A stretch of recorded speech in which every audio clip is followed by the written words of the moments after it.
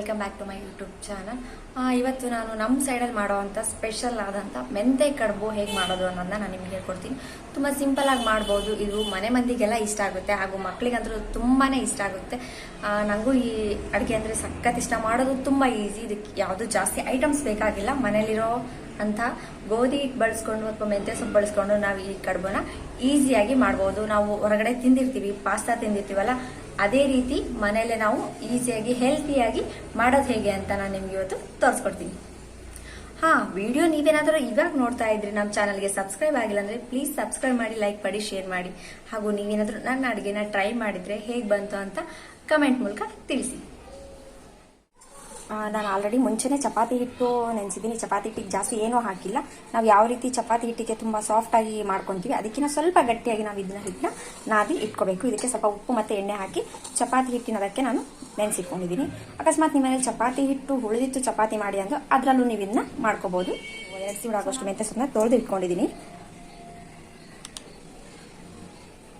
ಸ್ವಲ್ಪ ಕೈಗೆ ಎಣ್ಣೆ ಹಚ್ಕೊಂಡು ಹಿಟ್ಟಿನ ಆದಷ್ಟು ಸ್ವಲ್ಪ ಗಟ್ಟಿಯಾಗಿ ನಾದ್ಕೊಳ್ಳಿ, ಯಾಕಂದ್ರೆ ಮೆತ್ತಗಿದ್ರೆ ಅದು ಸರಿ ಹೋಗಲ್ಲ, ಕೈಗೆ ಅಂಟ್ಕೊಂಡ್ಬಿಡುತ್ತೆ ಬೇಗ. ಈ ರೀತಿಯಾಗಿ ಮಾಡ್ತಾ ಹೋಗ್ಬೇಕು. ಚಿಕ್ಕ ಚಿಕ್ಕ ಉರುಳೆ ತಗೊಂಡು ಪ್ರೆಸ್ ಮಾಡಿ. ನಮಗೆ ತುಂಬ ಟೈಮ್ ಹಿಡಿಯಲ್ಲ ಅಂದರೆ ನಾವು ಚಪಾತಿ ಮಾಡ್ತೀವಲ್ಲ, ಅದೇ ರೀತಿ ಚಪಾತಿನ ಸ್ವಲ್ಪ ದಪ್ಪವಾಗಿ ಉತ್ಕೊಂಡು ನಾವು ಚಿಕ್ಕ ಚಿಕ್ಕ ಪೀಸ್ ಕಟ್ ಮಾಡಿ ಇದು ಇನ್ನೇನು ಬಾಯ್ಲ್ ಮಾಡ್ಬೋದು. ಅದನ್ನು ಸೇಮ್ ನಾವು ಪಾಸ್ತಾ ತಿಂತೀವಲ್ಲ ಅದೇ ರೀತಿ ಇರುತ್ತೆ. ಬಟ್ ಇದು ಹೆಲ್ತಿ ಪಾಸ್ತಾ ಆಗಿರುತ್ತೆ ನೋಡಿ. ಈ ರೀತಿಯಾಗಿ ತುಂಬ ಈಸಿಯಾಗಿ ಮಾಡ್ಬೋದು. ಆದಷ್ಟು ಸ್ವಲ್ಪ ಎಣ್ಣೆ ಹಚ್ಕೊಂತಾನೆ ಮಾಡಿ, ಯಾಕಂದರೆ ಒಂದಕ್ಕೊಂದು ಅಂಟಲ್ಲ ಅದು. ಸೊ ನಿಮ್ಗೆ ಗೊತ್ತಿರುತ್ತೆ ಎಷ್ಟು ಬೇಕು ಅಂತ ಅಂದ್ಬಿಟ್ಟು ನಿಮ್ಮ ಮನೆಗೆ. ಸೊ ನಾನು ಇಬ್ಬರಿಗೆ ಆಗೋಷ್ಟು ಮಾಡ್ತಾ ಇದ್ದೀನಿ ಇದನ್ನ. ಹಾಗಾಗಿ ನಾನು 2 ಸೀಳಷ್ಟು ಮೆಂತ್ಯ ಸೊಪ್ಪು ತೊಗೊಂಡಿದ್ದೀನಿ. ತುಂಬ ಬಲ್ತಿರೋ ಮೆಂತ್ಯ ಸೊಪ್ಪು ತೊಗೋಬೇಡಿ, ಎಳೆ ಸೊಪ್ಪನ್ನ ತೊಗೊಳ್ಳಿ. ಆದಷ್ಟು ಚೆನ್ನಾಗಿರುತ್ತೆ ಟೇಸ್ಟು. ಬಲ್ತಿದ್ರೆ ಒಂಥರ ಕಹಿ ಅನ್ಸುತ್ತೆ, ತಿನ್ಬೇಕು ಅಂತ ಅನ್ಸಲ್ಲ ಅದು. ಸೊ ನಾವು ಹಿಂಗೂ ಮಾಡಿ ಹಾಕ್ಬೋದು. ಈ ರೀತಿಯಾಗಿ ಮಾಡಿ ಹಾಕ್ಬೋದು. ಶೇಪ್ ಏನು ಕೊಡಬೇಕು ಅಂತ ಇಲ್ಲ. ಈ ರೀತಿಯಾಗಿ ಮಾಡಿ ಹಾಕ್ಬೋದು.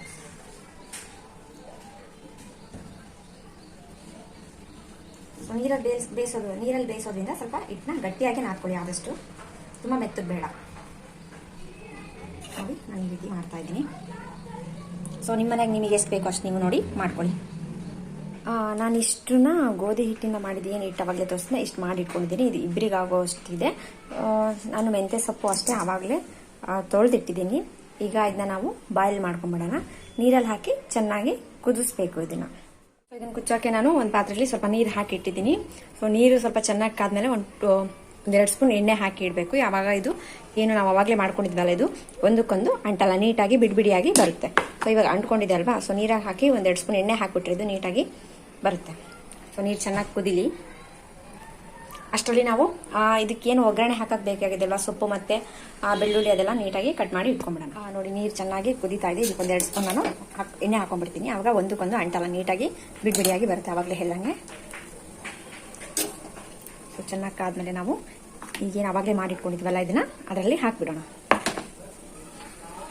ಒಂದು 15ರಿಂದ 10 ನಿಮಿಷದೊಳಗೆ ಅದು ನೀಟಾಗಿ ಬೆಂದ್ಕೊಂಡ್ಬಿಡುತ್ತೆ. ಅದರಲ್ಲಿ ನಾನು ಹಾಕಿದ್ದೀನಿ. ಇದನ್ನ ಸ್ವಲ್ಪ ಸ್ಪೂನ್ ತೊಗೊಂಡು ಅನ್ನಿ. ತುಂಬ ಜೋರಾಗಿ ಅನ್ನಕ್ಕೆ ಹೋಗಬೇಡಿ, ನಿಧಾನಕ್ಕೆ ಅನ್ನಿ. ಅದು ಬೆಂದಂಗೆಲ್ಲ ಒಂದಕ್ಕೊಂದು ಬಿಟ್ಕೊಳ್ತಾ ಹೋಗುತ್ತೆ ನೋಡಿ. ಆಯಿಲ್ ಹಾಕಿರೋದ್ರಿಂದ ನೀಟಾಗಿ ಒಂದಕ್ಕೊಂದು ಬಿಟ್ಕೊಂಡಿದೆ. ಸೊ ಇದು ಒಂದು 10ರಿಂದ 15 ನಿಮಿಷ ನೀಟಾಗಿ ಬೇಯಲಿ ಇದು. ನೋಡಿ ಅದು ನೀಟಾಗೆಲ್ಲ ಬೇಯ್ತಾ ಇದೆ. ಅದು ಇನ್ನೊಂದು 5ರಿಂದ 10 ನಿಮಿಷ ಬೇಯಲಿ ಅದು. ಸೊ ಚೆನ್ನಾಗಿ ಬೆಂದ್ಮೇಲೆ ಅದೆಲ್ಲ ನೀಟಾಗಿ ಮೇಲೆ ಬರ್ತಾವಾಗ ಬೆಂದಿದೆ ಅಂತ ಗೊತ್ತಾಗುತ್ತೆ. ಅಷ್ಟರಲ್ಲಿ ನಾವು ಒಗ್ಗರಣೆಗೆ ಏನು ಬೇಕದನ್ನ ರೆಡಿ ಮಾಡ್ಕೊಳ್ಳೋಣ. ನಾವು ಸೇಮ್ ಒಗ್ಗರಣೆಗೆ ಯಾವ ರೀತಿ ಹಾಕ್ತೀವಿ ಅದೇ ರೀತಿ ಸಾಸಿವೆ ಮತ್ತು ಜೀರಿಗೆ, ಇದು ಚಿಕ್ಕದಾಗಿ ಹೆಚ್ಕೊಂಡಿರೋಂಥ ಮೆಂತ್ಯ ಸೊಪ್ಪು, ಮತ್ತು ಚಿಕ್ಕದಾಗಿ ಕಟ್ ಮಾಡ್ಕೊಳ್ಳೋಂಥ 2 ಮೀಡಿಯಂ ಸೈಜು ಈರುಳ್ಳಿನ ನಾನು ಕಟ್ ಮಾಡ್ಕೊಂಡಿದ್ದೀನಿ. 2 ಟೇಬಲ್ ಸ್ಪೂನು ಆಯಿಲು, ಆಮೇಲೆ ಕೊತ್ತಂಬರಿ ಸೊಪ್ಪು ಚಿಕ್ಕದಾಗಿ, ಆಮೇಲೆ ಕಟ್ ಮಾಡ್ಕೊಳ್ಳೋಂಥ ಬೆಳ್ಳುಳ್ಳಿ. ಇದು ಕೆಲವರು ಜಜ್ಜಿ ಹಾಕ್ತಾರೆ, ಇನ್ನೂ ಚಿಕ್ಕದಾಗಿ ಕಟ್ ಮಾಡ್ಕೋಬೇಕು. ಆದಷ್ಟು ಬೆಳ್ಳುಳ್ಳಿ ನಾವು ಎಷ್ಟು ಹಾಕ್ತೀವಿ ಜಾಸ್ತಿ ಹಾಕಿದಷ್ಟು ಟೇಸ್ಟ್ ತುಂಬ ಚೆನ್ನಾಗಿರುತ್ತೆ. ಹಾಗೆ ಸ್ವಲ್ಪ ಕರಿಬೇವು. ಸೊ ಇದಿಷ್ಟು ಬೇಯೋದ್ರಲ್ಲಿ ನಾವು ಕಟ್ ಮಾಡಿ ಆರಾಮಾಗಿ ಮಾಡ್ಕೋಬಹುದು. ಸೊ ನೋಡಿ ಇದು ನೀಟಾಗಿ ಬೇಯ್ತಾ ಇದೆ. ಇದು ಕೆಲವರಿಗೆ ಲಿಕ್ವಿಡ್ ಆಗಿದ್ರೆ ಇಷ್ಟಪಡ್ತಾರೆ, ಕೆಲವರು ನೀರಾಗಿದ್ರೆ ಇಷ್ಟಪಡ್ತಾರೆ. ಸೊ ನಿಮ್ಗೆ ಯಾವ ರೀತಿ ಟೇಸ್ಟ್ ಇಷ್ಟ ಆಗುತ್ತೋ ಆ ರೀತಿ ನಾವು ಮಾಡ್ಕೋಬಹುದು. ನಮ್ಮ ಮನೇಲಿ ಆದಷ್ಟು ಇದು ಸ್ವಲ್ಪ ನೀರಾಗಿ ಸೂಪ್ ಥರ ಇದ್ರೆ ತುಂಬ ಇಷ್ಟಪಟ್ಟು ತಿಂತಾರೆ. ಇದನ್ನೆಲ್ಲ ಇದು ನೀಟಾಗಿ ಬೆಂದಿದೆ. ನಾವು ನೋಡಿ ಈ ರೀತಿಯಾಗಿ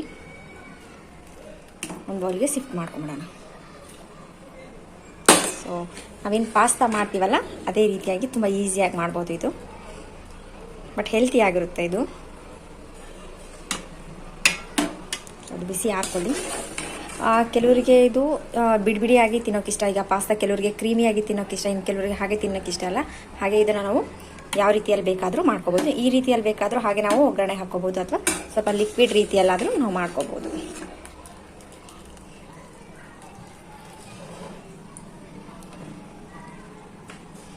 ನೋಡಿ ಎಷ್ಟು ನೀಟಾಗಿ ಬೆಂದಿದೆ ಎಲ್ಲ. ಸೊ ಇದು ಸ್ವಲ್ಪ ಆರಲಿ, ಅಷ್ಟರಲ್ಲಿ ನಾವು ಒಗ್ಗರಣೆ ಮಾಡ್ಕೊಂಬಿಡೋಣ. ಸೊ ನಾನು ಆವಾಗಲೇ ಇದನ್ನ ಈ ರೀತಿಯಾಗಿ ಒಂದು ಬೌಲಲ್ಲಿ ತೆಗೆದಿಟ್ಕೊಂಡಿದ್ದೀನಿ. ಇದಕ್ಕೆ ನಾವು ಈಗ ಬೇಗ ಒಗ್ಗರಣೆ ಹಾಕೊಂಬಿಡೋಣ. ಸೊ ಒಂದು ಸ್ವಲ್ಪ ಗ್ಯಾಸ್ ಹಚ್ಬಿಟ್ಟು 1-2-3 ಸ್ಪೂನ್ ಆಯಿಲ್ ಹಾಕೊಂಬಿಡೋಣ. ಜಾಸ್ತಿ ಎಣ್ಣೆ ಬೇಡ, ಒಂಥರ ಎಣ್ಣೆ ಆಗಿಬಿಡುತ್ತೆ. 3 ಸ್ಪೂನ್ ಹಾಕೊಂಡಿದ್ದೀನಿ ಎಣ್ಣೆಯನ್ನು.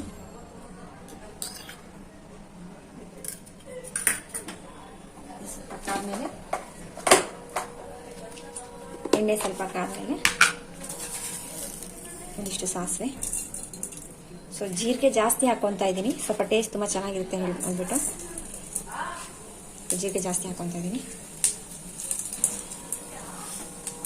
ನಾವೇನು ಆವಾಗಲೇ ಬೆಳ್ಳುಳ್ಳಿ ಕಟ್ ಮಾಡಿ ಇಟ್ಕೊಂತಾರೆ ಚಿಕ್ಕ ಚಿಕ್ಕದ ಬೆಳ್ಳುಳ್ಳಿ.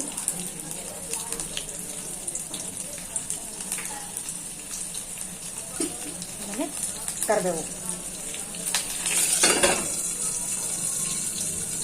ಈರುಳ್ಳಿ ಆವಾಗಲೇ ಒಂದು ಬೌಲ್ ತೋರಿಸಿದ್ನಲ್ಲ ಆ ಈರುಳ್ಳಿ ಹಾಕೊಂಡ್ಬಿಡೋಣ.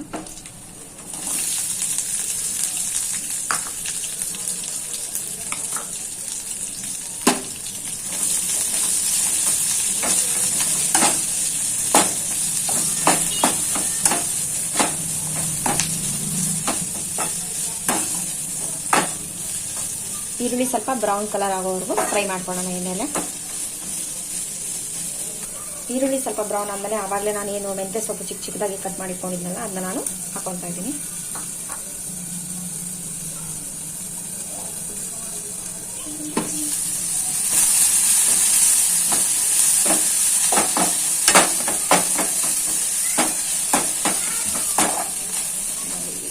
ಸ್ವಲ್ಪ ಬ್ರೌನ್ ಆಗಲಿ ಈರುಳ್ಳಿ.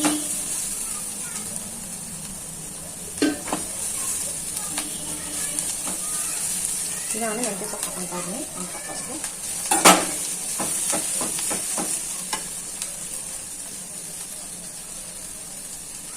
ಆದಷ್ಟು ಮೆಂತ್ಯ ಸೊಪ್ಪು ಸ್ವಲ್ಪ ಎಳೆದಿರೋ ತಗೊಳ್ಳಿ, ಟೇಸ್ಟ್ ತುಂಬ ಚೆನ್ನಾಗಿರುತ್ತೆ. ಬಲ್ತಿರೋ ತಗೊಂಡ್ರೆ ಸ್ವಲ್ಪ ಕಹಿ ಕಹಿ ಅನ್ಸುತ್ತೆ ನಮಗೆ. ಸ್ವಲ್ಪ ಸೊಪ್ಪು ಫ್ರೈ ಆಗಲಿ ಅದು ಈರುಳ್ಳಿ ಜೊತೆ. ಸ್ವಲ್ಪ ಅರಿಶಿನ ಪುಡಿ ಹಾಕೊಂಡ್ರೆ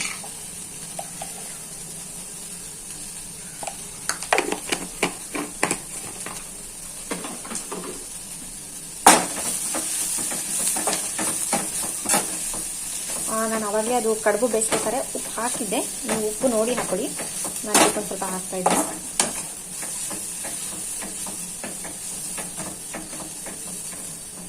ಸೊ ಕೆಲವರು ಹಸಿ ಮೆಣಸಿನ್ಕಾಯಿ ಹಾಕೊತಾರೆ, ಇನ್ನು ಕೆಲವರು ಖಾರ ಪುಡಿ ಹಾಕೊತಾರೆ. ನಾನು ಸ್ವಲ್ಪ ಖಾರ ಪುಡಿ ಹಾಕೊತೀನಿ ಉಪ್ಪು ಹಾಕಿಟ್ಟು. ಒಂದಿಷ್ಟು ಉಪ್ಪು ಹಾಕ್ತಾ ಇದ್ದೀನಿ, ನೋಡಿ ಹಾಕೋಣ ಉಪ್ಪು ಬೇಕಿದ್ರೆ.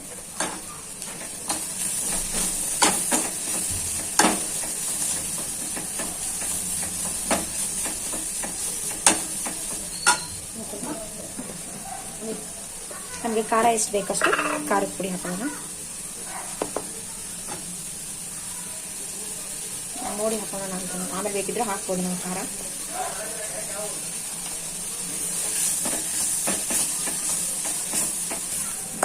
ಈ ಥರ ಆದಮೇಲೆ ನಾವು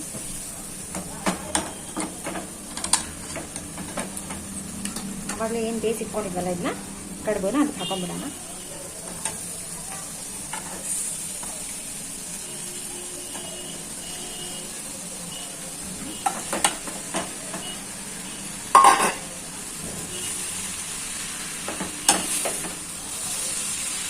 ಕೆಲವರಿಗೆ ಇದೇ ರೀತಿ ಇದ್ರೆ ಇಷ್ಟ ಆಗುತ್ತೆ, ಈ ರೀತಿ ಬಿಡಿ ಬಿಡಿ ತಿನ್ನೋಕೆ. ಬಟ್ ನಮ್ಗೆ ಅಷ್ಟು ಇಷ್ಟ ಆಗಲ್ಲ, ಹಾಗಾಗಿ ನಾನು ಸ್ವಲ್ಪ ನೀರು ಹಾಕ್ತಿದ್ದೀನಿ. ಆವಾಗಲೇ ಕಡುಬು ಬೇಯಿಸಿದ್ವಲ್ಲ ಅದೇ ನೀರು ಹಾಕೊಂಡು ನಾವು ಚೆನ್ನಾಗಿ ಮಿಕ್ಸ್ ಮಾಡ್ಕೊಂಬಿಡೋಣ.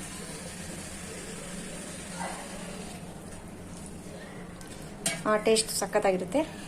ನೋಡಿ ಈ ರೀತಿಯಾಗಿದ್ದು ಚೆನ್ನಾಗಿ ಮಿಕ್ಸ್ ಮಾಡ್ಕೊಂಬಿಡೋಣ. ಸೊ ನಿಮ್ಮ ಮನೇಲಿ ನೋಡಿ ಆವಾಗಲೇ ಅಂಟ್ಕೊಂಡಿರೋ ಥರ ಇತ್ತು. ಈಗ ಯಾವ ರೀತಿ ಬಿಡಿ ಬಿಡಿ ಆಗಿದೆ, ಸೇಮ್ ನಾವು ಪಾಸ್ತಾ ಯಾವ ರೀತಿ ಮಾಡ್ತೀವಿ ಅದೇ ರೀತಿ. ಉಪ್ಪು ಖಾರ ನಿಮಗೆ ಯಾವ ರೀತಿ ಬೇಕೋ ಆ ರೀತಿ ಹಾಕೊಳ್ಳಿ. ಕೆಲವರು ಖಾರ ತಿಂತಾರೆ, ಕೆಲವರು ಖಾರ ಕಮ್ಮಿ ತಿಂತಾರೆ.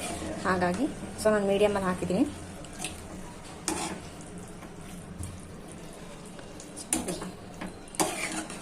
ನಮ್ಗೆ ಈ ಥರ ಲಿಕ್ವಿಡ್ ಥರ ಸೂಪ್ ಥರ ಬೇಡ ಅಂದರೆ ಹಾಗೆ ಡ್ರೈಯೂ ಮಾಡ್ಕೋಬೋದು ನಾವು, ತುಂಬ ಚೆನ್ನಾಗಿರುತ್ತೆ ಅದನ್ನು. ಬಟ್ ನಮ್ಮನೇಲಿ ಈ ಥರ ಇಷ್ಟಪಡೋದ್ರಿಂದ ನಾನು ಈ ಥರ ಮಾಡಿದ್ದೀನಿ. ಸೊ ಇದೊಂದು ಸ್ವಲ್ಪ ಕುದ್ಮೇಲೆ ನಾವು ಕೊನೆಯಲ್ಲಿ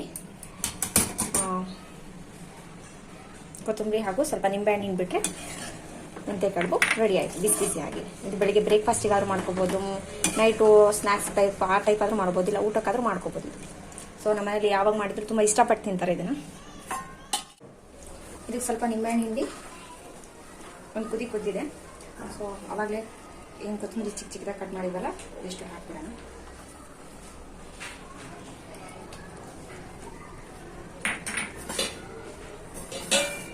ನೀಟಾಗಿ ಕೈ ಆಡಿದರೆ ಬಿಸಿ ಬಿಸಿಯಾದಂಥ ಮೆಂತ್ಯ ಕಡುಬು ರೆಡಿ ಆಗಿದೆ.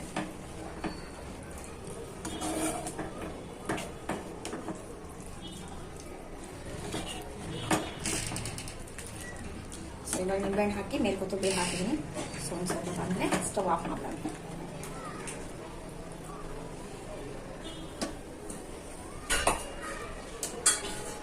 ಇದನ್ನ ಕ್ಲೋಸ್ ಮಾಡಿ ಒಂದು 2 ಸೆಕೆಂಡ್ಸ್ ಆದಮೇಲೆ ಸ್ಟವ್ ಆಫ್ ಮಾಡೋಣ.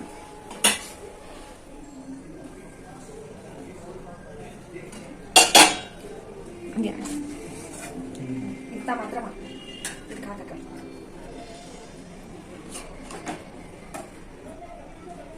ಸೊ ನಾವು ಇದನ್ನ ಹಾಗೆ ಆದ್ರೂ ತಿನ್ಬೋದು, ಸಾಸ್ ಜೊತೆ ಆದ್ರೂ ತಿನ್ಬೋದು, ತುಂಬಾ ಚೆನ್ನಾಗಿರುತ್ತೆ. ಬಿಸಿ ಬಿಸಿಯಾದ ಮೆಂತ್ಯ ಕಡುಬು ರೆಡಿ ಆಯಿತು. ಸೊ ಟೇಸ್ಟ್ ಮಾಡಿ ಹೇಗಿದೆ ಅಂತ ಹೇಳಿ.